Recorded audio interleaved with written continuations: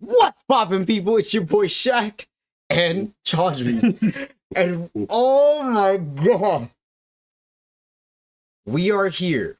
Sorry, aka Black Natsuki Subaru / Goku, and we are here with the season finale of ReZero Season 3 / Arc 5.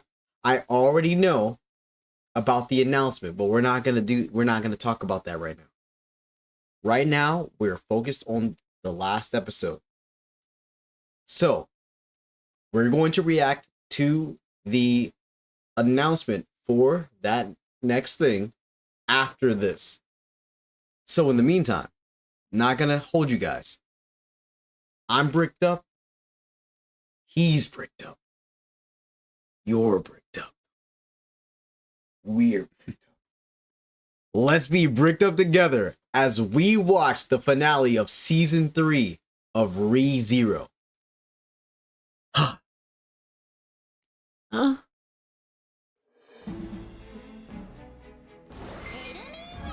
Elminia!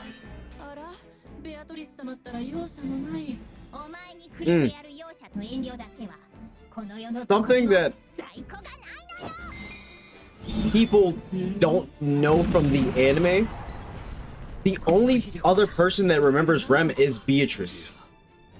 So she knows exactly what Roy is doing. Or sorry, Lai. Murek! Weightlessness. Gravity, like no concept to them.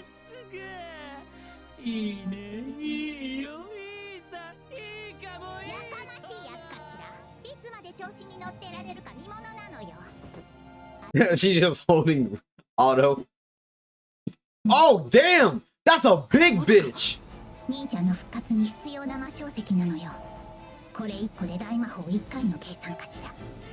She needs like extra resources of magic or mana to use her crazy spells because she's not with Subaru.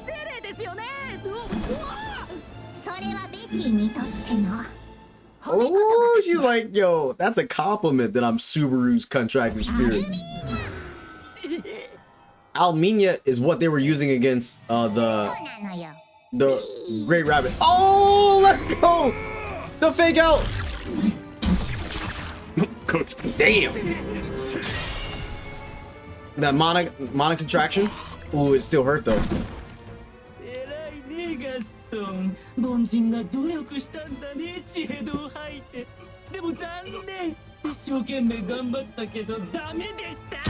Oh my god!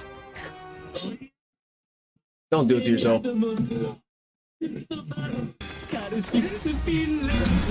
You see how like he's not leaving fatal attacks, he's just trying to eat them. Damn, I love that representation of that. Oh shit, that's fucking, that's fire. And we're seeing it in real time. Damn, that's so well done. Oh, come on. Olminia. I believe Ol is like the highest form of like magic in this verse.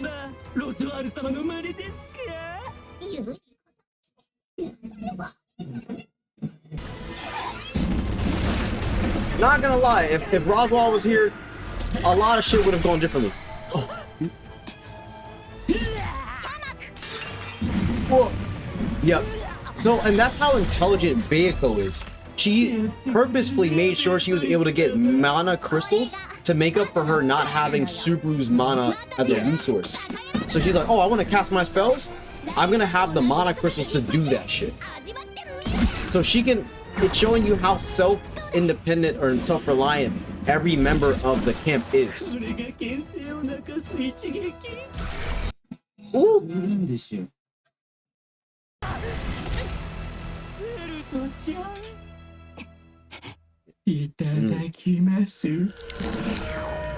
Interesting.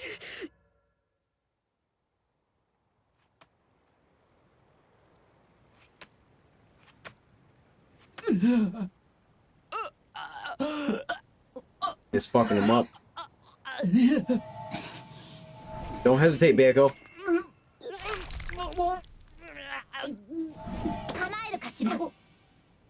Oh, here we go. Oh, it's from the manga or novel.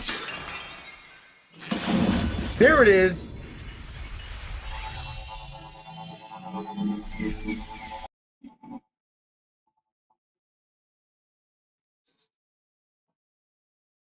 Now look at Banco. I love Banco. Yeah, you're not getting out of this. Blow to bits. Damn. Shit. God damn, bro. Genuine hyper beam crit. Yeah, yeah, low key. Bro. Yeah, that's some fucking power. Oh.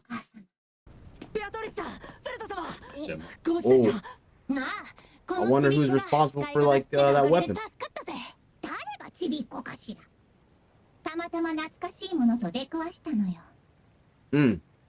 Damn, oh, he's fucked. He got fucked up. Dispatch of him. That's why I fell asleep in the morning. Oh. Fucking ankles. Oh shit. Look at Otto push people out the way. Come on. Ooh. Ah! That's tough. Fuck! Oh! Oh, they're using it! This is full moon! Oh shit! Oh my god! She doesn't know what her actual name is. Oh my god! He looks like Hisoka. Yeah, but he doesn't have the same vibes as Roswell. Roswell and Hisoka, like they're the perfect twins. Oh, it's you! Oh, they showed it!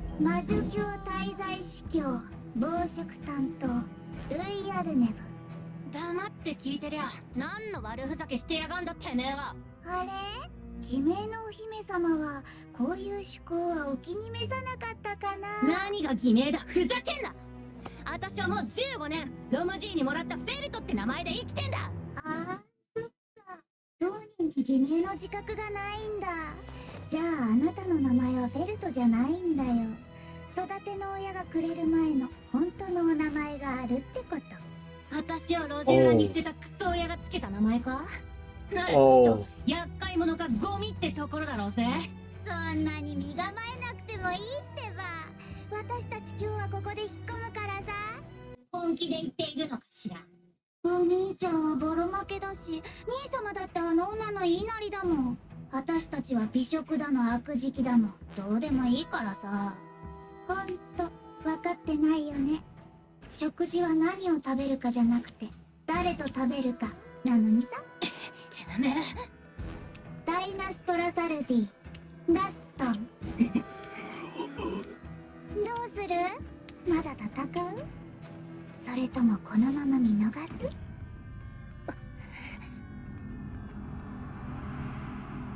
I'm at a loss for words, chat.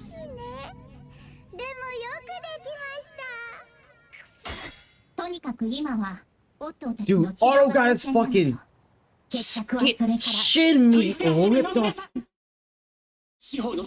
Oh, it's Kiritaka.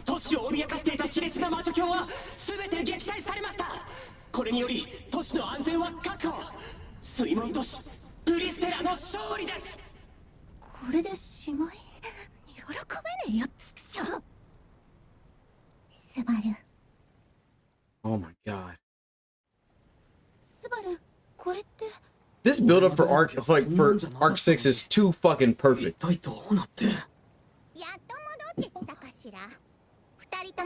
Oh.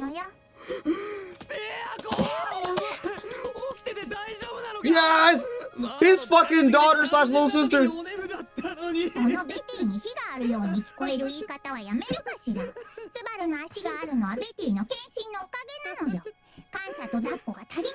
Oh my god. She's like, this isn't nearly enough gratitude or hugs. Otto's out there like, bro, Like, I please. need it. He's like, what about my legs? Fuck. Bro, he got that shit. Fuck. She.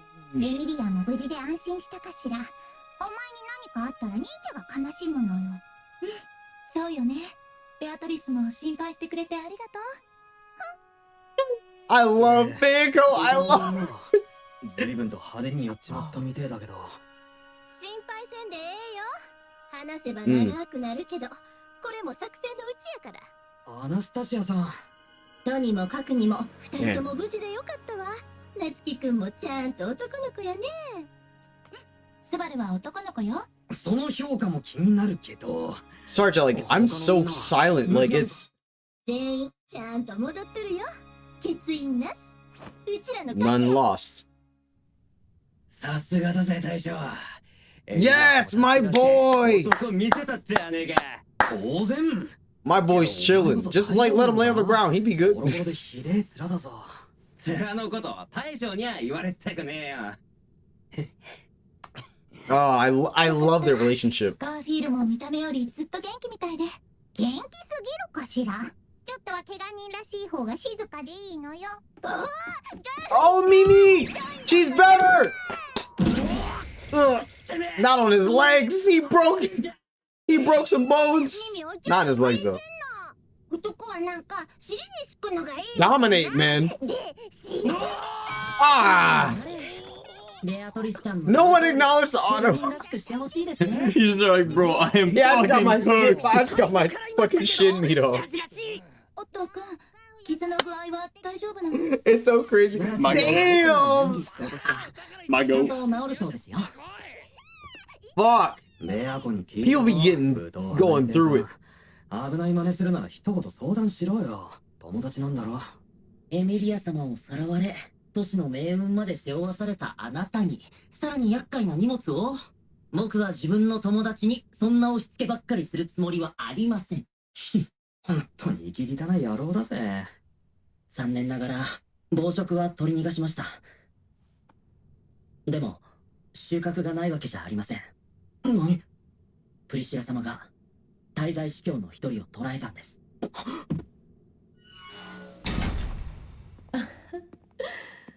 来てくれたんですね、あなた。わざわざごめんね、ありがと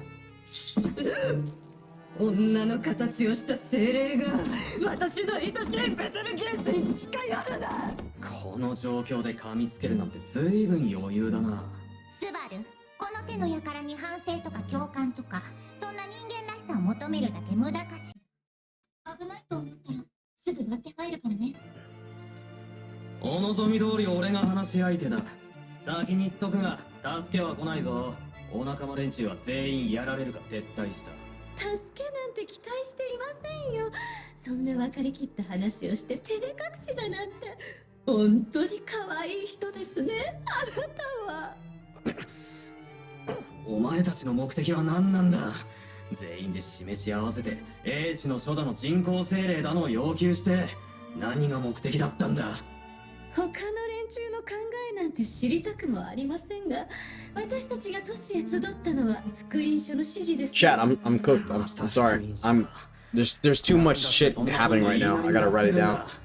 お前らの大好きな嫉妬の魔女の復活に役立つからが。勘違いしないでください。勘違い？私が愛しているのはあなたですね。あなた一人だけなんです。嫉妬の魔女なんて私にとってはどうでもいい。全部 Important information we're getting right here. ために必要なだけのもの。 That and some other things. 他の奴らは The witch cult doesn't give a fuck about the actual witch. さあ、 Envy. ごめんね。あなた以外のことには興味がなくてわかりません。あなた飲まれていますね。あなたは本当に私がいなくてはダメな人なんですから。Hey!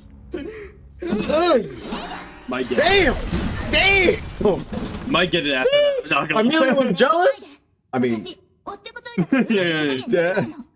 これ以上話すだ Amelia was mad. She's like, "Don't lick my boy." それ Damn. Zero. No, Sirius kind of built though. Why is Sirius kind of built though? Dude, Subaru, Why is she built like that? Subaru there for a second, like, He's like, ooh. I might have learned something about myself. Bro, if that's actually Amelia's mom licking her. 何のつもりだ。やめろって言ってんだろ。ごめんね。でも歌はいいですよね。そう教わったばかりなんです。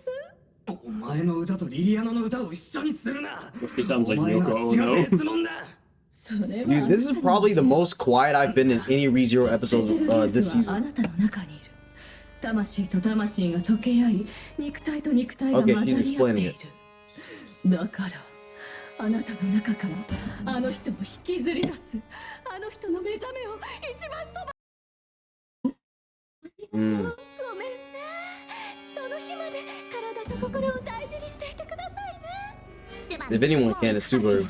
この女は危険なだけなのよ。 So we've captured Sirius because killing her is it's possible, but beware of gluttony, 美食家も悪食も飽食 gourmand, foul feeding, and satiation.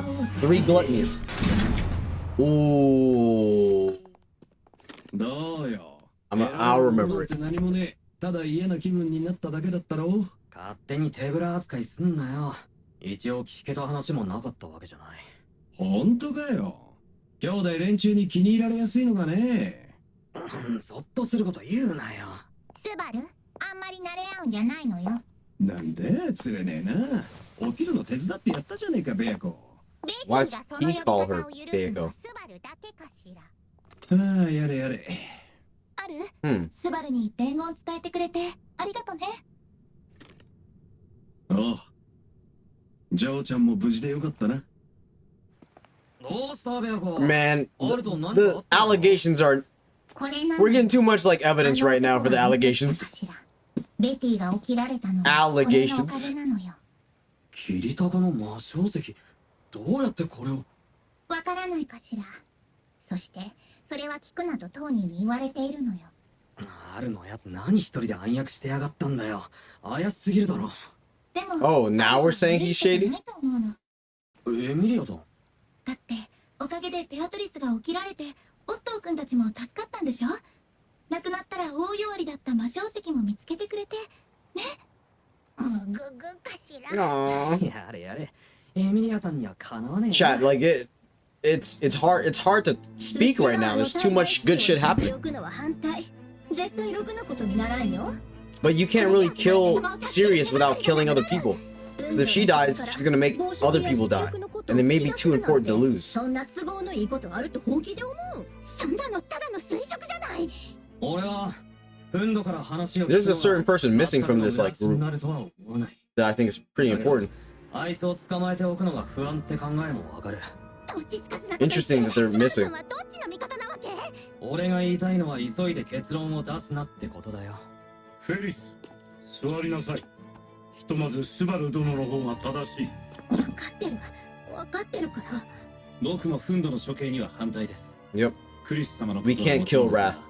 王国にとっても魔女教を知るまたとない機会だ。速やかに王都へ移送して騎士団に引き渡すべきでしょう。逃げられる心配は。大祭司教なら護送するのだって楽じゃない。その役目は僕が。 Oh, of course. Ryan. If Reinhardt's escorting her, they're like, yes, he's gonna get to the capital safely. No one's gonna. Yeah. それなら文句ねえだろ。あとはハエの人らとナナシの人ら。特に色欲の被害者をどうするか Nameless folks. The nameless people. 私でも直せない。 Those who are not remembered anymore. 治るとか治らないとかじゃなくて、ああいう生き物に作り変えられてしまってるの。おぞましき虫けらに姿を変えられた者どもは死を望んでおるじゃろうよ。元の姿に And 戻す then 見 Lust 通し did が turn a 立てる lot の of people なら into like そうして insects お and のも慈 shit. 悲であろう。クリスチラ、それは。黙れボング。口先だけの理想論など何の価値もない。待って、その問題私に任せてもらえない？ Oh, I know. ハンマー風情に何ができる？今すぐ直してはあげられない。でもそのための方法を探す時間なら作れると思うの。氷の中で眠らせて。そうか、コールドスリープ。確かにそれなら時間稼ぎができる。凍らせて眠らせる？それ大丈夫な？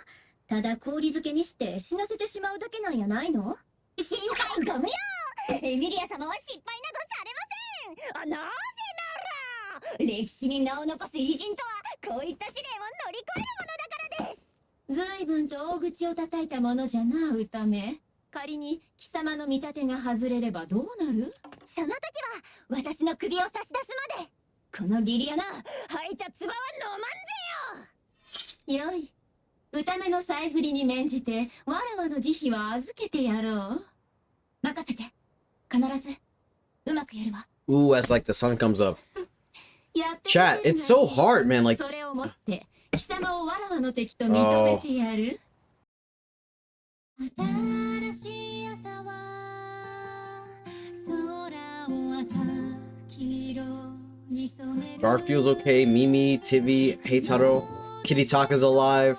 The brides, they're alive. But who haven't we seen all episode? 本当に感謝の念に耐えません。感謝の気持ちは受け取るとして、キリタカもよく無事だったな。私自身、死を You already know how like ReZero goes. The cliffhangers are the most diabolical shit in fucking fiction.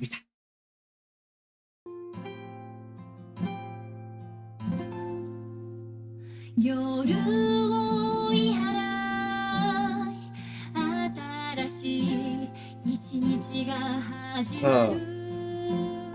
赤き Oh, Lil Schult! Look at Lil Schult! And freezing all of the, and this we're seeing a bit of Priscilla's personality and her opinions of people brought to the forefront and possibly changing based on their actions, right? And, you know, ReZero doesn't shy away from showing what a person could be actually feeling.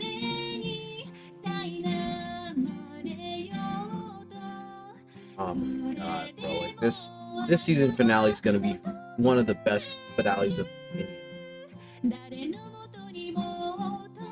This long fought war, essentially. ラインハルトか。お前がいなきゃエミリアも助けられなかったかもしれない。改めて礼を言う。本当ありがとうよ。僕も君の友人の力になれたのが光栄だ。Ah! I'm not gonna cry because I'm not a fucking bitch today, but like. また会えるまであと少しの辛抱だからね、パック。それもこれもベアコの頑張りと、あとはキリタカの行為に感謝だね。それにスバル I と wanted to end with just him going, and then just spawning back again at the start. ねえスバル。 Who haven't you seen like all episode? 俺は Oh, ルスベルト。 it's Los Valentina. そりゃあの子たちを助けようとしたことから全部始まったんだよな。二人とも無事で本当に I haven't seen Wilhelm. 街もこんなになっちまったし Wilhelm was in there. あの二人の無事だけを喜ぶってのは不謹慎かもしれないけど。He popped up in like a brief scene, like just now, like スバル drinking. と But それから私たちみんなで頑張ってやり遂げたことだから。 it's crazy because like it probably hit And you too. Regulus is dead, I think. Haven't seen him because I think he's リ dead. ガード、 It's probably affected him too. おお、兄ちゃんも無事やったか。お前その腕。 Also haven't seen ちょ Lus. っとドジってもうた。けど腕一本で済んだんは奇跡みたいなもんや。 Only lost one arm. まあ気にしすぎんなや。な。あ I mean, he has both his arms. He's just. Where's Julia? なんだよ、心配させんじゃねえよ。おいこの野郎、お前なんだってみんなが忙しくしてる時にフラフラしてやがんだよ。ユリウス、顔が見えねえと心配になるだろうが。いや、一般的な意見だが。スバル、君が私のことか。どうしたのスバル？取り込み中？もうユリウスが変なんだ。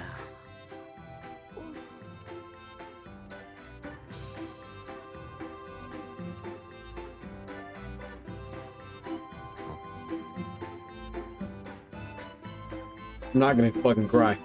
I'm not gonna fucking cry. I'm not gonna fucking cry right now. You got gluttony? I'm not gonna fucking cry right now.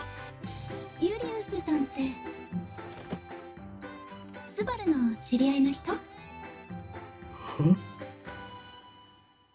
He got gluttony at the end of all of it? Ah, fuck! I didn't think that was gonna make me fucking cry! Ah! Ah, bro! Hey, bro, at least she's awake. Ah! Bro, Dude! at least she's awake to be like, damn, you don't know who I am? What Fuck, the fuck? bro. You can at least try to become friends with them again. Rem is out here fucking comatose. So I'm gonna do it the opposite way. I'm gonna start from the end and then work my way back, because we gotta talk about this. I was trying to foreshadow just to see if you remembered who was all involved in the important fights. Yeah, I didn't realize And we we hadn't had seen not- Julius yet. Yeah, and it's because I was joking, saying like, "Oh, it affected you too," like the gluttony. Yeah, I was like, ah, fucking, And- we got him. Bro, it's, dude. Oh my god, I can't even begin to unpack this right now. So, I just asked Caleb if he had finished ReZero yet. I was Dude. like, dude, oh so boy. like, chat. How did season 1 officially end?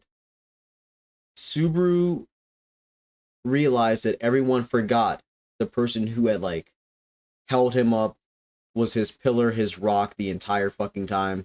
Basically, you know, like we already know like how significant Rem is, right?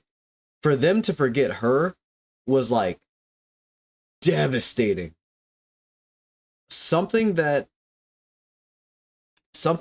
is very much shown in the anime, but people don't really acknowledge it as much as it should be acknowledged, is that despite how much Subaru seems to not like Julius, He's because boys of- with them. yeah, he's like, yo, you fucking embarrassed me in front of the Capitol. You fucked me up. You fucked me up physically and mentally. But in some ways, like, Julius is just who Subaru wishes he was at that moment.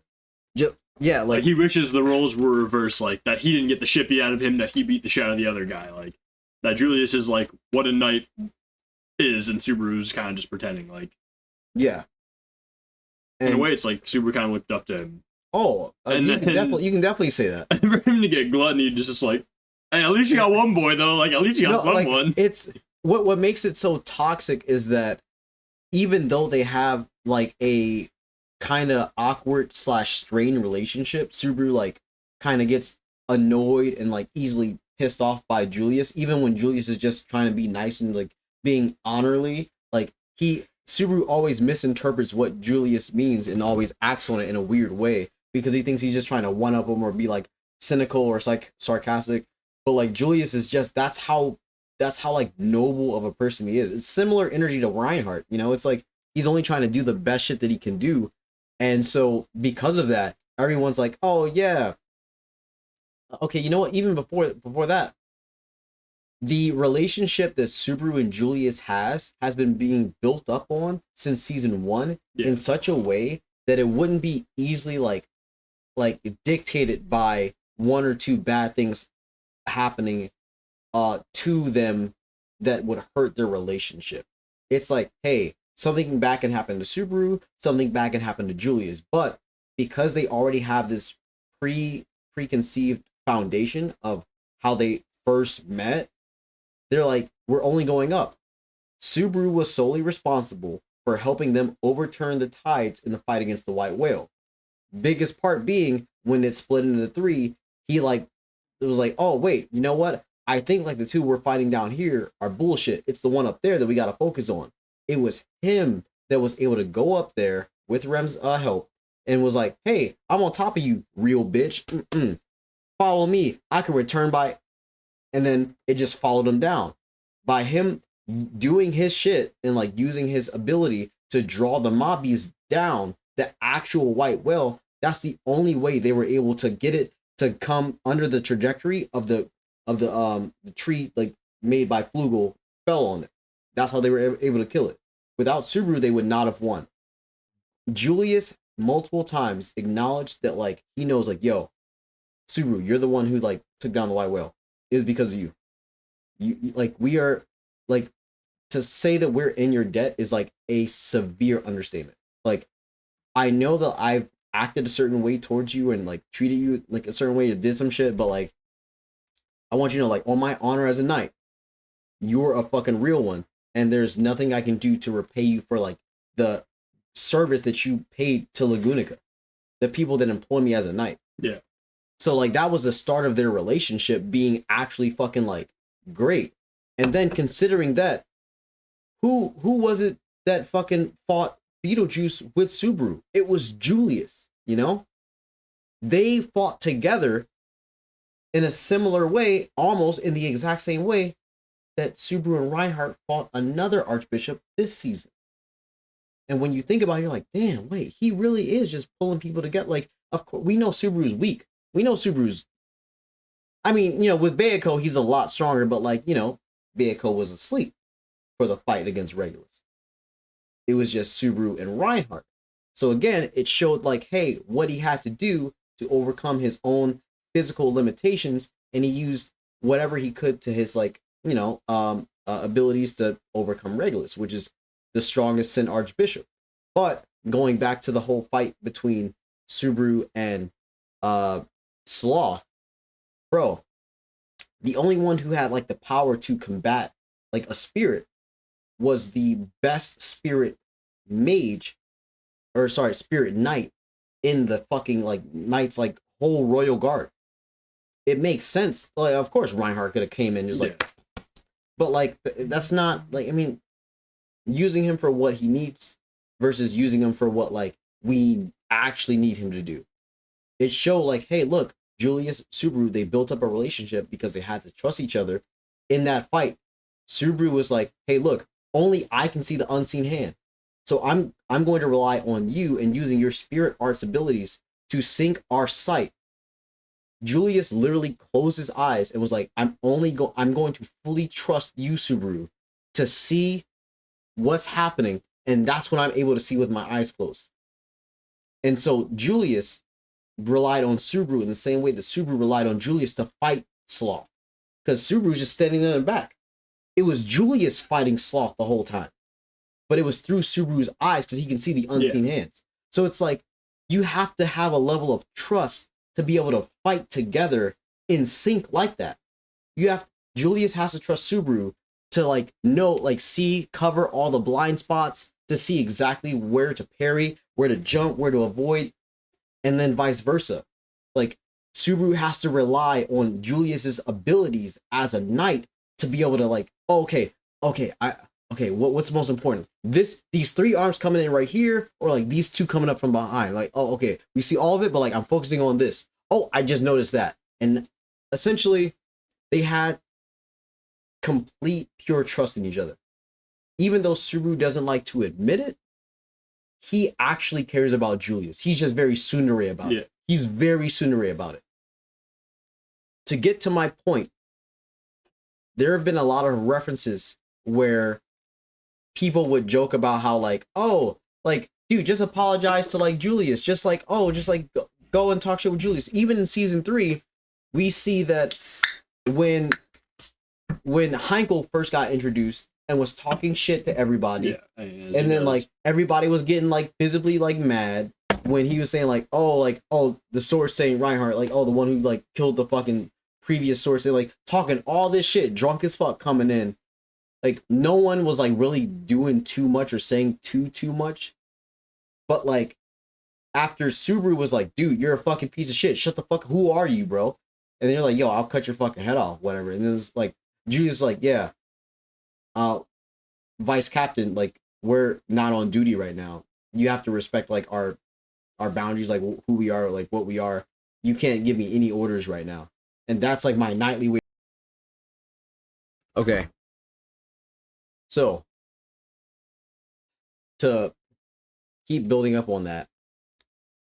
So regarding how Julius reacted to how Subaru spoke to Heinkel in that moment, not even knowing who he was, Julius was like, yeah, like we're off duty. You can't tell us what to do right now. But that's like Julius's respectful nightly way of saying like, yo, fuck off. why are you saying such dumb shit, right? And then after they had that interaction, Julius caught Subaru outside and was like, look, man, like, I know you were getting heated, but I thank you for that because I can't do that myself. The shit that you just did, like the way that like you can be unrefined, you cannot have all that shit, like, you know, all the sauce of a knight, but like you have a privilege of being able to just unapologetically be you, and I appreciate that, and like I really care that you can do that. Like their relationship, Julius considers Subaru like a friend. Subaru like strong, or sorry, Julius considers Subaru a friend. Yeah. Because as we saw in like one of the failed loops in season 1, when Beetlejuice took over Subaru during like that one fight, and Subaru was like, he was like, I gotta go into the forest. Julius followed him into the forest and was like, yo, what's wrong?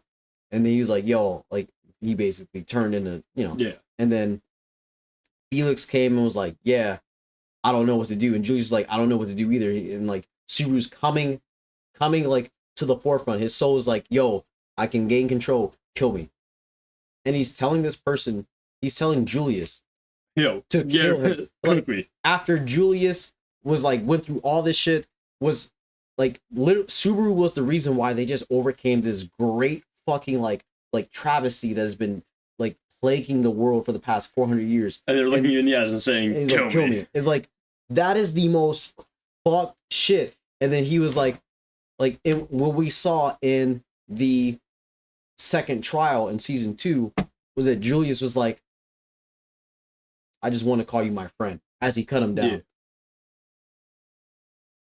The emotional weight that made me like, and some shit that's gonna happen later, obviously in the series. Like I got like foresight, but like even in this moment, like the foresight, dude, the fact that everything seemed to be cool. Oh yeah, we won. Yeah, a couple people are injured. You know, everyone survived. Everyone survived. Oh yeah, yeah, great, cool, great, yeah.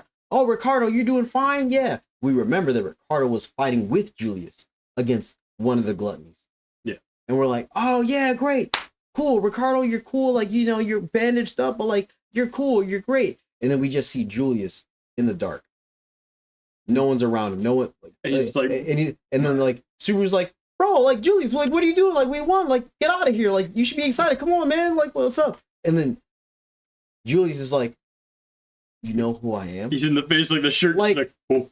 Like, dude, that shit fucked me up because out of all the people that Julius, like, remember, Julius lost his brother. His little brother got eaten by gluttony. Yeah. Other people were eaten by gluttony during this season. However, for Julius's name to be eaten means that his actions on the battlefield forgot. The world rewrote itself to where Julius was never there. People were just like, oh, my eyes are blurry. What's that? Like, whatever. Okay, it doesn't matter. For the one person who didn't forget who he was to be the person who he longed to be called a friend by, and who never acknowledged him or outwardly acknowledged him as a friend until these moments, was like, Julius, bro, dude, we're good. Yo, we won. The one person who always seemed like he hated you just run up like, yo, dude, we did it. We did it. And he's like, you remember me? Out of all the people who he loved who didn't remember him, yeah, who loved him, that's why at least Julius now got you got the argument of like, one, he's still awake.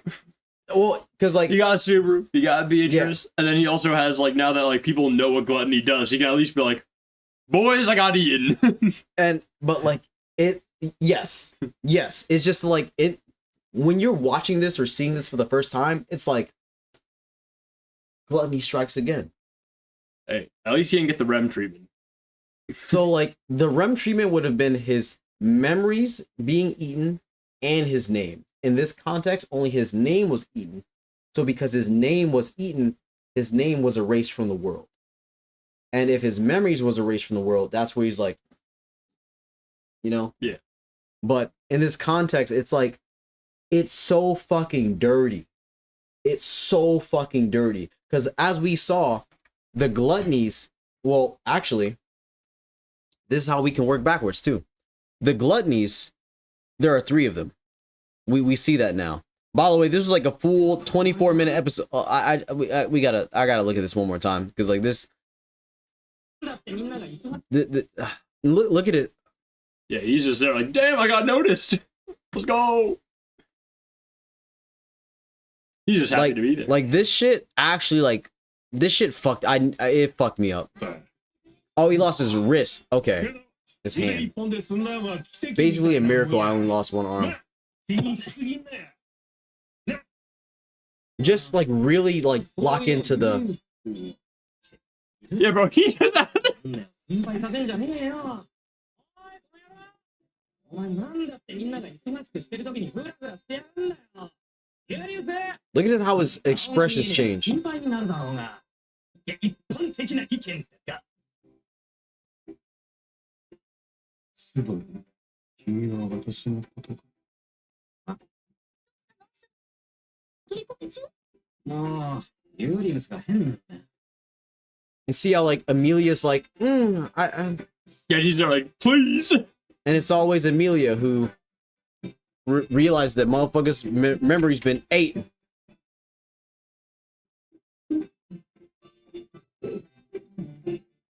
And like, look at the way he grabs his fucking chest. The same as season 1. スバルの知り合いの人？ And that's how you know how much Subaru actually cares about Julius because of that face that he made. And oh my god, bro, like dude, the cliffhangers are fucking ridiculous. Hey, man, at least Julius didn't get the REM treatment though. No, but like think about it like this. Julius is the head knight of the Anastasia camp. That is the knight of a major contender wiped from existence. She now doesn't have a main knight.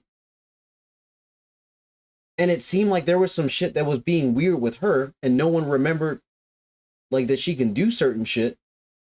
Not gonna fully go into it, but it's like you see like parts of like the foundation that season 1 and 2 were trying to build slowly crumbling. But it's in very specific sections where you're like, ooh, this doesn't seem that crazy on the surface, but I know that it's gonna affect this pillar overall. I mean, we still haven't seen where the checkpoint is, so we don't know. But this was the last episode of season 3. Sure, that doesn't mean, and this is how I'm just gonna take it. It doesn't mean that the checkpoint, like quote unquote, where he'll go back to, is this. Like for all we know, it could be like halfway through season 5, like fucking just a random point. That's where it drops. But you know this is ReZero, so yeah, but it could also be kind of more fucked if it's in the middle of a fight and he just has to come back and he's like, wait! So hold on, I was chilling and now there's rocks on me. and like for my anime onlys, like I'm only gonna say that like based on how season 1 was done, like with the director's cut, you know, when they ended with like who's Rem, and then the next arc was literally completely outside of like anything to do with getting Rem back.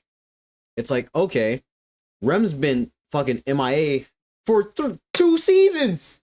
For 2 seasons. Like over 40 episodes worth of content minimum.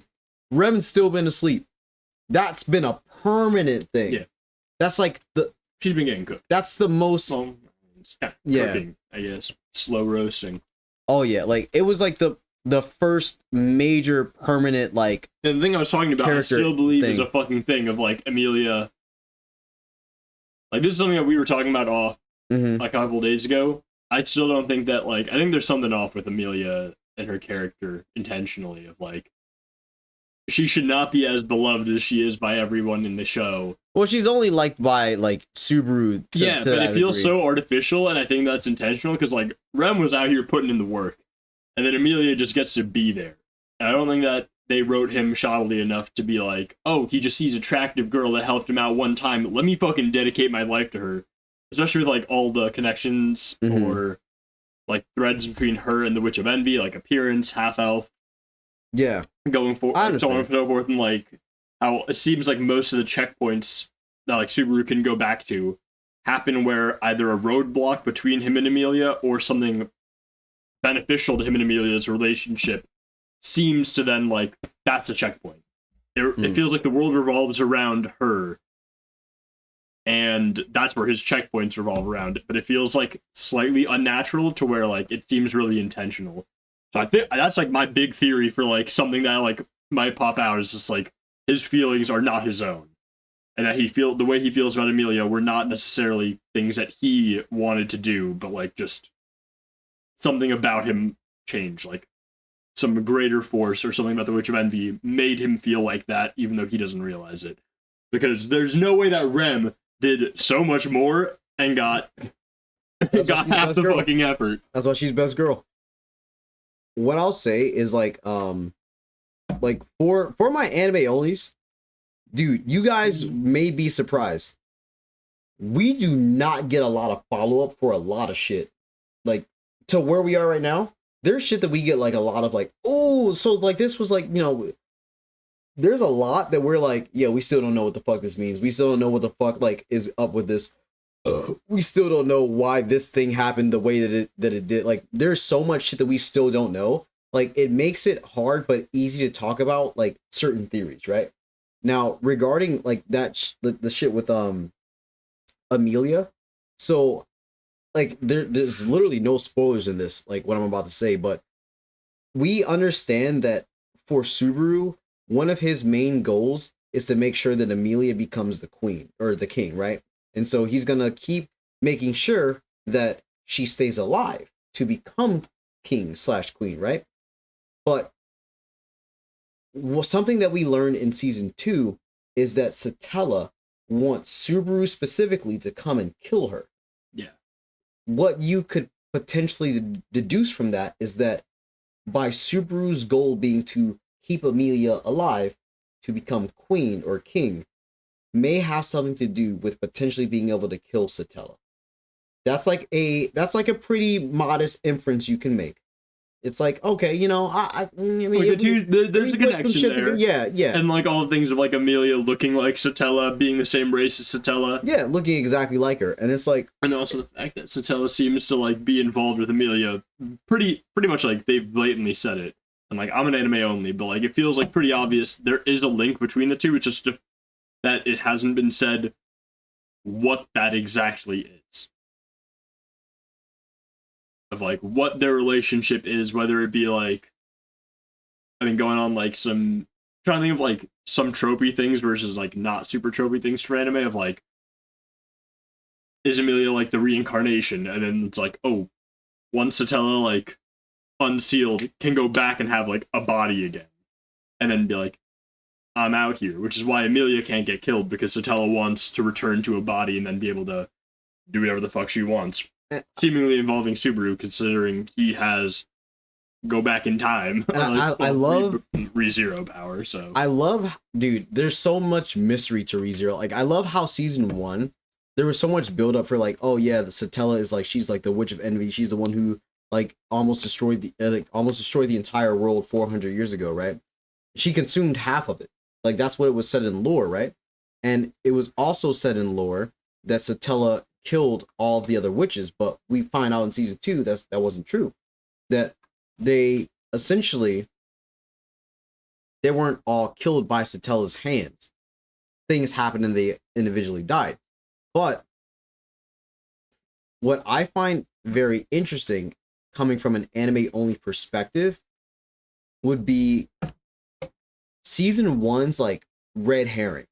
And season 1's red herring was like when we meet the essentially like the leader of the section of that witch cult, because we didn't know there was like a higher up, like Beetlejuice, when he did like, you know, the peak episode, best anime episode of all time, like episode 15 of ReZero. Like after that, you know, like when they were trying to figure out how to beat him, he confided to Subaru like, oh yeah, we're just trying to see if like the witch is worthy of the ordeal, like if she can survive the ordeal, so she can become like a proper vessel for the witch when we bring her back. And it's like, well, shit. So is that the goal of the witch cult? It's like, or is that your goal? Yeah. And because what I wanted to make present in this episode is the different Sin Archbishops. They all have different motives. Yeah, they have different motives. Because like Wrath did not give a fuck about reviving the Witch of Envy. So, he was like, yo, where's my boy at? Where's Beetlejuice at? So yeah, and like that's what makes the series so interesting, because it's like, oh, we thought the goal of the witch cult was to revive the witch, but it's like, no, that's what Beetlejuice wanted, or Betelgeuse, whatever you want, however you want to call it. It's like, I kind of hope they leave it unknown though, because I kind of just enjoy in general in stories. Like I've told you this before with like a lot of stories, I kind of enjoy when things are like hinted at, and that sense of mystery is never actually answered. I think that lends to a lot more interesting world building when, even when it's over, you don't actually know. I think that would be more interesting where, like, you know, like I was mentioning things about, for example, like Satella and Amelia's link. Will that get answered? Probably, because it seems to be a very crucial point, but I think it would be kind of more interesting if it never was answered, and you just never got to know what connected the two. Even though it most likely will, because it's like main character, main antagonistic force, but like it would be kind of really interesting if the whole series ended and you never got an answer, because I would just leave more questions that you then could just like think about yourself. Kind of like how like Attack on Titan, there's a bunch of questions that were never answered, but they're done in a way where it's like, yeah, it's kind of the point, is that you don't know everything and that no one gets to know everything. Like you don't know what the fucking parasite type thing that made. I don't know where that came from. I love that we don't know what the fuck that was or where it stemmed from. And I hope that happens in ReZero to an extent of like there are things that are mentioned, hinted at, reference that you can pick up and theorize about, but you won't actually ever know the answer to. Because that makes it a lot more interesting as like a series. And then also it takes a little bit off the writer, I feel, of I think it's maybe easier to write a well-made like mystery and never answer it than it is to come up with a satisfying answer for something. Because if you want to answer the question that people are having, you need to figure out a way that can please so many people. But if you leave it open-ended, then it's like... It makes it harder to solve it, so it makes you want to like think about it, consume it, rewatch it, reread it more. Yeah, and you get to come up everyone, and in a way, it's like everyone has an answer that satisfies them. But it's about doing it right to make it intriguing enough and interesting enough and a big enough question where it's like, you should think about this. I'm not going to give you the answer. Maybe there isn't one. Maybe there is, and I just didn't put it into the story because, let's be honest here, like no big plot point for a lot of things, like overarching plot points, can ever satisfy everyone. Somebody's going to be there like, well, I thought it was this, so it should be like this. But I think that if you can write it well, which I think ReZero has done so far, and leave it unknown, that is like really interesting, because then it's like, okay, even if like, I mean, I know that the light novel isn't done. But like, I mean, like the web novel's not done. Like, it's not done yet. So like, even though it's not done, like if it finishes and there are questions that are like major questions that have never been answered, I think that'll be interesting, because it just leaves that open-ended and almost like a sense of confusion of like, okay, it's over, but damn, I don't know everything. No one does. And being written well and doing that makes it a lot more interesting than coming up with an answer that may not satisfy everyone, but is like appealing. I think that sometimes it's better to leave things open-ended than to have like concretely solve them. Concrete ending, yeah. Like I think Attack on Titan did it really well with one, like the parasite thing, and then showing like the whole ending credits in the finale. But also like building up to that. Like if you remember in the ad breaks that they would have, like when they would show you the anime, like how it would have like ad breaks because they had ads on it, which ReZero doesn't, which is dope. Yeah. But like, you know, like they would show you like pieces of history from the universe. And yeah. Okay. And then until like you got to season 3 and 4, you didn't really realize that the things that you were seeing weren't true.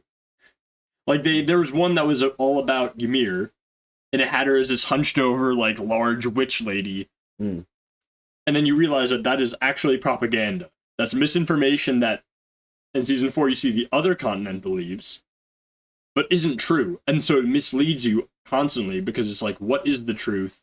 And how much... And I love that. And how much does that truth matter? How much does that answer matter in the grand scheme of things? Like, as a viewer, you want to know, but put yourself in the perspective of the characters.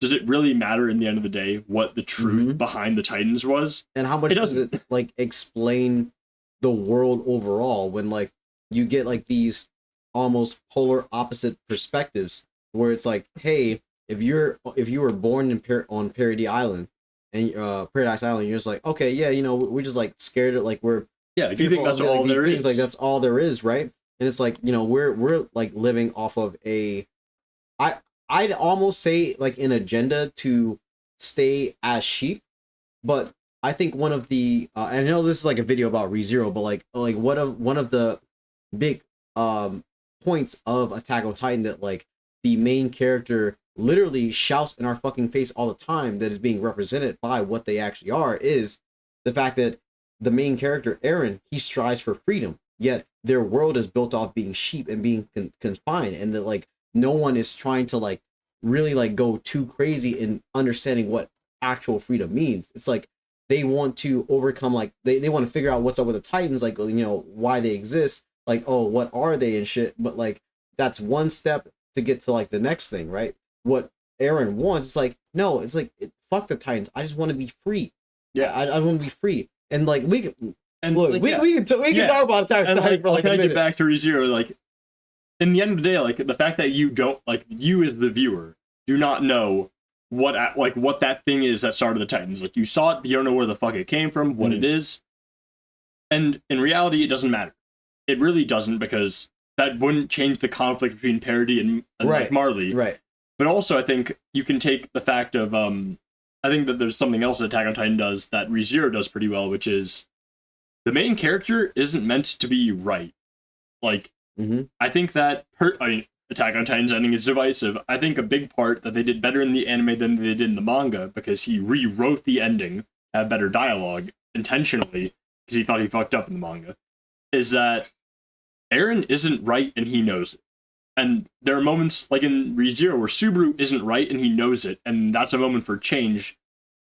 It's just an Attack on Titan that happens at the end where he's like in his conversation with Armin, where he just looks at him and goes, maybe if one of you guys had what I did, you could have done something better. But this is the best I could come up with, because I'm not good enough. And I loved and hated seeing people be like agreeing with Eren when a big part of the ending is him saying that he knows he's wrong. This is just the best answer he could do. This is the best he could do. And I think in ReZero, you see that a lot with Subaru, of like, especially with not even the context of things he says, but in the ways he approaches loops. He'll be like, he'll just have to change because he's realizing his approaches aren't right. Like, he tries to overpower things, gets cooked by Julius. He tries to talk his way through things. There is a room full of informants. Says the wrong shit. Yeah, it says the wrong shit. And everyone just stands up in the room going, well, how did you know this? Yeah, it's like, it's like if you're going to negotiate, make sure you don't put all your cards on the table. And he has to learn through being wrong. And I think that both of them do something great of like, a lot of people think that the main character is always right, or they will always side with the main character of any media they see. And I see this a lot in, like, I read a lot of webtoons. And so a lot of Korean manhwa, people think the main character is always right. And it's like, no, sometimes the point is that the main character is wrong. And that's important. That they are wrong, and that you as a viewer have to recognize that what they're saying or what they're doing is wrong, because that gives you more of a perspective on them. Like, is Subaru a perfect character? No. Was he in the beginning? Hell no. But is he even at this point in time, like at the end of season 3? No, he's not perfect. But like, so like sometimes you should be able to say, I disagree with what he's doing. And I think that's an important thing of like, maybe he's just trying his best, but it doesn't mean that it's the best choice. And it's always showing room that people and characters can grow. Yeah. Like, if you don't if he was perfect from the beginning, then there would be no story. Exactly. Then you'd have solo leveling, but like solo leveling, fucking One Punch Man, like whatever Deus Ex Machina fucking show. It's like one of the things that makes ReZero so fucking relatable for a lot of people is that like the main character is literally not special. Yeah, he's not special. He's not special. He's a very imperfect person. I think they do a good job of really forcing it down your throat early on, so that you don't keep that conception of a main character. Like, people have like the whole idea of like protagonist, antagonist, but I think that's something that is like a media literacy problem, is that protagonist does not mean hero and antagonist does not mean villain. Exactly. Subaru is the protagonist, but I don't think that he's really a hero. He's just a person trying to do his best in the scenario that he's in. He's not a hero. If you're looking for a hero, like that stereotypical protagonist, Reinhardt. That's Reinhardt. Subaru is just an imperfect character because and that's what makes him so relatable, is that no one is actually perfect. The world does not agree with him. There are characters that disagree with him. There's moments where you see the consequences to its actions, and there is no solution. I think that makes ReZero a lot more of a Compelling, engaging and compelling series because, yeah, like he can't get away with certain things, and it's like, not to shit on solo leveling because it's enjoyable, but it's like the main character gets away with everything because there are no consequences, and he can just, no matter what happens, you know he's gonna win the fight. Yeah, he wins like everything. That's the whole point of the series. Permanent like setback or like extreme loss, like in the entire series. Like other than him starting off as like the world's weakest hunter, it's like a lot of the basic cookie cutter Korean fantasy like manhwa, like and a lot of just a lot of like character, Japanese shit is like main character strong. Fantasy. Yeah, it's main character strong. Fantasy. It's a lot of escapism, which is why like the best ones are ones that aren't that. But it's sort of like main character strong, aka main character always right. But if you read it and you actually think about the character of Sung Jin-woo, he's not a good person. Like he's not really a human being in general. Like he just does not becomes like way dehumanized after he starts to be able to like literally resurrect people from the fucking dead. He basically, like a lot of the points later on, he has very minimal character. Oh yeah, it's literally just he is someone strong that could be named anything, have any backstory, and it wouldn't matter. It's just him fighting people. Very generic. And like the things that he does says sometimes, like some of these aren't yet in the anime, so I'm not going to go too into depth. But like, okay, fair. There are things that he like where it's just like, you're not right. You're just like, this sounds like what a 16-year-old would think they would do. Yeah, it's like, this is what a child would act like, because like if you're you're supposed to be this mature fucking goated adult. You shouldn't be acting like this or talking like this. You should not have this type of temper.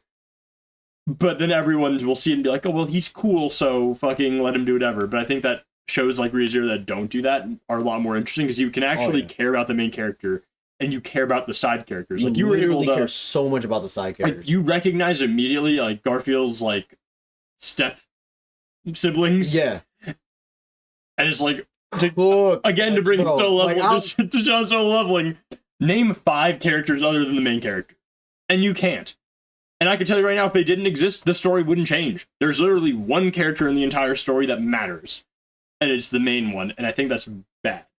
Like, it's dude, it's crazy because, like, I've read all of Solo Leveling, and I, like, gun to my head, I probably couldn't name more than 5 characters. Like, I couldn't name, I gunned to my head, and I read it while it came out, week to week. Gun to my head, I could not name characters other than 2 of the shadows. And wait, the shadows count? Okay, Icarus? Wait, was that his name? There's 3, because there's Icarus, Tusk, Beru that I remember. Okay, I remember Tusk and Beru. But like the thing is, like, I can't remember what they do other than just fight. They don't have stories. It's like, if they got killed, if they got wiped, like, I wouldn't give a shit. It'd be like, shit, damn, he's dead now. But like, he should revive. There's no like, there's no like sense of urgency or like finality to anything, because it's like, it seems like it's the same power fantasy as One Punch Man. But One Punch Man is actually good. Like, no, One Punch Man is good, but because One Punch Man focuses more on the side characters than it does on the main character, and also the main character is a dumbass, and that like Saitama's a fucking idiot, and I love that. I love that he is stupid, so a lot of the problems, it's kind of like a well done version of an idiot plot, and an idiot plot is usually really bad. But like One Punch Man does it well. It makes it interesting. But I think that oh, his shins. His shins. That's hard to look at. That's so hard to look at. Bro, they did not censor that shit. That's how you feel when you fucking hit your like shit on a desk and you're like, this is raw meat. Oh my god. I'll be right back. I gotta go to the bathroom. Okay. I'll just pause it. I can just yap. Yeah. Oh my god, the shin meat. No. Okay. Oh my god. Chat. Dude. that shin meat being wait, like I gotta see like that full scene again, because like that shin meat coming off was fucking crazy. Shorty here showing me how to use this thing, save the day. あ、このちびっこが使い方 Don't fucking touch Beiko like that, you fucking bitch. ちびっこかち I'm sorry. たまたま I get defenses for 取り Beiko. 壊したのよ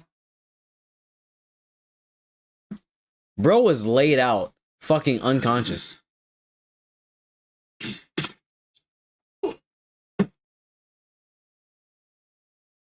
Took out the ankles first.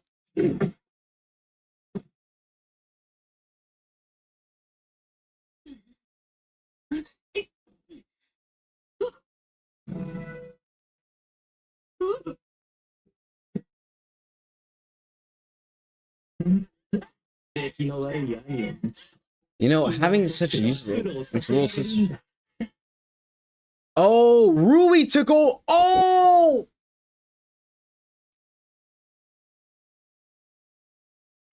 I didn't even notice that. I'm gonna have to explain eclipse and full moon.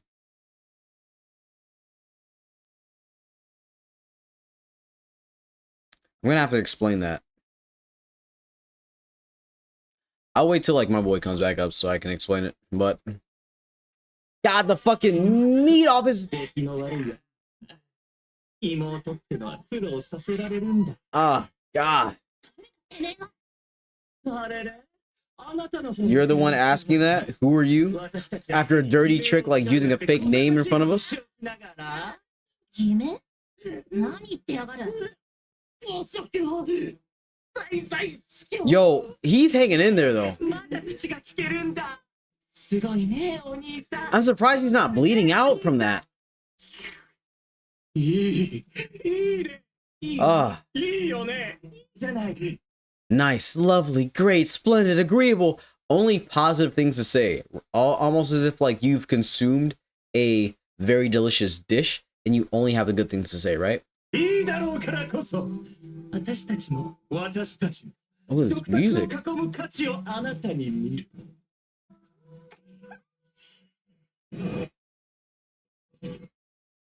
It literally showed the Hall of Memories. Oh my God. Oh my God. Why is this shit so peak? Why is it so peak? It only gets better. We gotta record our reaction to fucking art. Fuck, dude. Alright, so beyond being able to see Rui for the first time, I'm gonna like wait for like that when like my boy pulls back up. Anything else significant other than like Sirius being alive, and Al being sus? Yeah, we can skip everything else. Yeah, we can skip everything else. Okay. Okay. All right. Okay. So the attack that fucking was said to be able to not like leave Reinhardt unscathed is what they just used on the witch cult, like Archbishop of Gluttony being Lai, Bat, and Kados. Damn near that's basically enough to kill him, right? But what we notice is that as the Sin Archbishop of Gluttony, what I'm going to say is there are two abilities that they I don't Sinful Moon. Yeah, I don't know if they're gonna like fully explain it in like season 6 or sorry, season 4. Sorry. I was thinking of arc 6. Yeah. But I mean, look at him. Like he's a little bit torn up. A little bit. He's a little bit battle damaged. Eclipse, to my knowledge, and you guys can correct me in the comments if I misinterpret it or if I say it or if I don't explain it correctly. When Roy and Lai use Eclipse, they're able to briefly use the abilities of anyone that they have eaten, period. Now, I don't remember what the exact drawback is, but I know that it's in relation to them performing feats that they have seen and they think that they know, but it's based on the body that they're in, being their body. Mm-hmm. Full Moon is a technique that they don't like to use because they literally become and embody them, the person that they ate. They use their abilities to the same degree that they can use them, but in doing so, they are literally becoming them. So it's hard to keep track, like, who am I if I've eaten all these people? Like, oh, I transform into Kurgan, like, just so I can use 4 swords at the same time, like, this way. I'm physically turning into him, but also because I ate his memories, my brain, I'm Kurgan. So it's like, wait, am I Gluttony anymore? No, I'm Kurgan. That's why they don't like to use it unless it's, like, really fucking crazy of a fight. Because, like, oh, shit. If we can only imitate with Eclipse, but in Full Moon, we're basically becoming them. Now, because we see that, like, Lai was so fucking down bad, he basically got one tap. And then before the Gluttonies could do anything, right? Before, like, they can do anything to end it, remember how in season 1 the white whale turned into 3 and they called it the Beast of Gluttony? Yeah. That was foreshadowing to this. This is something that, like, I've been keeping for so fucking long that I want to talk about. There's 3 Sin Archbishops of Gluttony, and they represent different styles of eating. Yeah, as you mentioned. Like, there's the like foul feeder, gourmand, and satiation. Yeah, and it's so interesting. Like, I mean, like, we'll talk about it more later, but, like, anime only is, like, you guys, like, take this in. This isn't spoilers. This is literally just, like, you can say this is content that isn't necessarily cut. They just didn't elaborate on enough in what we see. But yeah, the third Gluttony is a woman, and she seems to be more capable than the other 2, who have gone all these years without basically ever losing a fucking fight because they're still here. Mm-hmm. Now, it's also the first time that we've seen a Gluttony even have to go Full Moon, and as she fucking minces up everybody's fucking ankles. I don't even know who, like I know, like, the novel probably goes into more detail. I don't remember who this character is, but it's probably like an effective Gluttony. But the person that Rui turned into only struck at, like, the legs and, like, the ankles, right? I'm going to assume that it's someone in ReZero's history who has only been known to have immensely crazy speed, but also have, like, insane, like, blade work, and, like, they go about fucking their opponents up by targeting their legs. Yeah, they shaved my boy's shins out. Because that's fucking crazy, bro. Like I know it's just anime. It's like I'm not, like, too squeamish, but it's like the fact that they didn't censor that. This season has gone pretty uncensored for the most part, especially with the grotesque transformations of Lust. But I digress. So we see that she turns into this, and she's like, having such a useless older brother makes a little sister's life pretty rough. And then, like, for Felt to ask, like, who are you? And then she's like, oh, what's this? You're the one asking that? Lai tried to eat Felt's memories, but we now know that, like, Felt's name is a fake name. Yeah. So it gives more credence to that, like, theory that, like, I mean, everyone fucking knows at this point that Felt is, like, the missing child from, like, the royal capital, like, or from Lagunica. Like, she's, like, the last surviving member of the royal bloodline of Lagunica. So she's technically, or if you want to, like, feed into it, she's technically, like, the true, like, rightful heir to the throne of Lagunica. There shouldn't even be, like, a royal selection because, like, she's, like, the last one. If you want to go, like anime only is, like, you know, I know y'all know some shit, so, like, come on, like, we've been talking about this shit for fucking years. It's been, like, it's been a fucking decade. Come on, you guys know, like, Felt's royalty. We all fucking know. And I'm not saying this because it gets explained more in the novels. That's just what we get up until this point in the novel. The novels from here go completely left, right. We're not even going to be talking about Felt for, like, a minute. Yeah. So, but I digress. Now, and then this is when we get to see The third. a very significant piece of art that I did not know that they were going to fucking show in this season. This background that you see is tied to one of the most important parts of Arc 6. Period. Like them showing, like, I fucking almost shit myself when I saw that they showed this. This specific visage, it's not even a spoiler. Because like they're fucking showing it. I'm just telling you, remember that. This. All of that background shit. Because that was fucking insane that they showed this shit. It's insane that they showed that shit when you get the context. It's like you've seen like the Dragon Ball Super Broly movie, right? Yeah.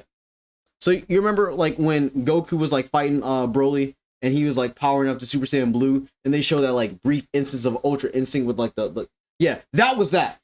It's like, hey, what the fuck is that? Hey, what the fuck is that? But if you didn't know what Ultra Instinct was at first, you're like, hey, like, what the fuck is that? Hey, motherfucker. Like, oh, and yeah, she's doing the pose. Speaker / Rui Arneb. Oh my god, she's capable of using all of gluttony to its fullest. And you know what? I'm not even gonna explain it anymore. That's pretty much it. All right, so we see like the like them reuniting with Beiko. But here's what I'll say. One of the things that I wrote down. We're gonna be ending this like in the next like 2 or 3 minutes. So, Gluttony escaped. Remember, Gluttony just hops out. The only archbishops that were taken care of was just Regulus. Lust escaped. And Wrath is captured. Gluttony escaped. We only beat one archbishop this season. Wrath is captured. She's kind of just... Yeah, but we don't know, like, you know, what her, like, she's like a fucking, like a Joker, like a wild card, right? Yeah, because Reinhardt's we can't kill her. But Reinhardt's there. Oh, yeah, I mean, like we got, like, our own wild card. We got, like, 3. But it's like, if she dies, she can make someone else die. And if that, you know, it goes without saying. Subaru reunited with Beiko. Perfect fucking pairing. I love them. They're my fucking boys. Or boy and girl. Garfield got to, you know, see Subaru. Like, they're both, like, fucking safe. Mimi's fucking... Everybody forgot about Otto. Hey, Otto, you're here too? Like, it's like the fucking... Dude, look at his fucking legs. Crazy work. But, like... Now, like, the last thing I want to talk about before we end this off is... Now, anime onlys, you guys may not know about the Shadow Garden.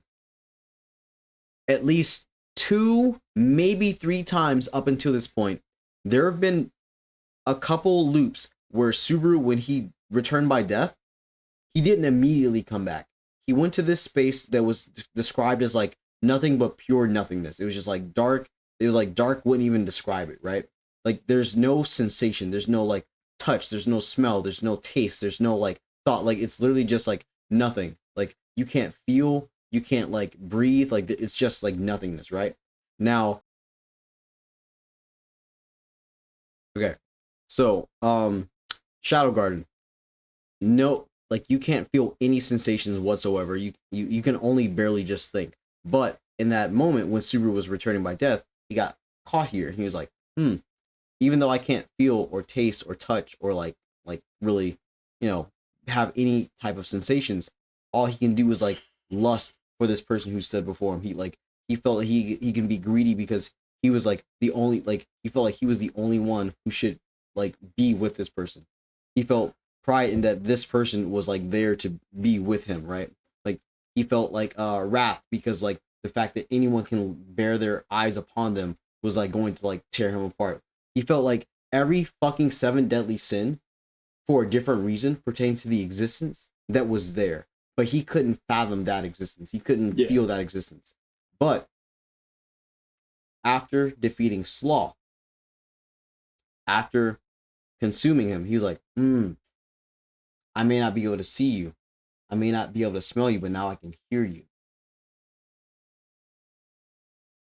That's the only thing that changed the next time he went to the Shadow Garden. Other than knowing that there was an existence that was there in that world that expressed so much like emotion, so much compassion, he didn't have any senses or sensations to be able to receive or like replicate those emotions that he was getting like sent to him. But he kills one archbishop. He now has one sense that he can now perceive this existence. And now that there's another dead, he might be able to get a little bit more. We're not gonna go into that. He just goes in, But- I could smell you. But Put some deodorant on. like without okay, I'm not going to say anything that would like be spoilery. However, this is the second archbishop that Subaru has taken care of basically himself, essentially himself. He gained one ability from beating one. It's not crazy to say that he may gain another from defeating this one. It's a very natural line of thinking. When, if, where it may pop up, you don't fucking know. If it's even a thing. But I wanted to put that in there for my anime onlys because it's going to be 100% crucial in Arc 6, Season 4, which after I finish this little 30-second rant, we're going to record our reaction to that, and then we'll be on our fucking way. But suffice to say, they've captured Wrath.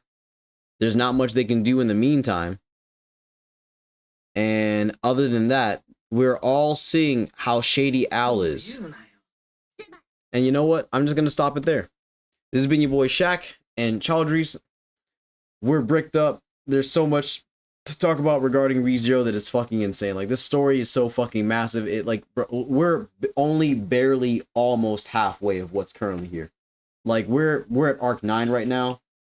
Like, I'm not even caught up with Arc 9, but this is like the end of Arc 5. Come on now. Like, the next arc is longer than the longest arc that we've gotten so far, which was Season 2. So Season 4 is going to be longer than Season 2, just so you know. Oh, damn. Yeah. Season 2 is a long one. Yeah. It's just, yeah. Anyway. All right. So we're going to catch you guys in the next one. Until next time, peace and Gluttony If will be uploaded today. Oh, well, you're not going to, okay. This may not be uploaded today, but you guys will have Gluttony If. We're going to like do it in parts. Anyway, catch you guys in the next one. Love you guys. Peace.